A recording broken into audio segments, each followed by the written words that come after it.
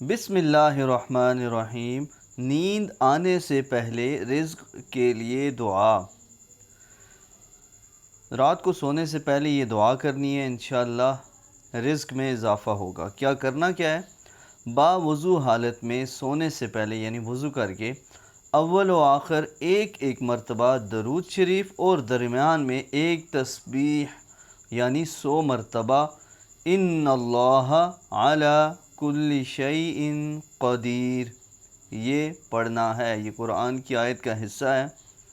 جب آپ یہ تسبیح پڑھ لیں گے تو اسی وقت ہاتھ اٹھا کر اللہ پاک سے دعا مانگیں کہ یا اللہ میری دولت کی اور رزق کی پریشانی کو ختم فرما، میرے لیے بھی کوئی ایسا وسیلہ بنا دے کہ میرے پاس بھی دولت اور رزق آ جائے۔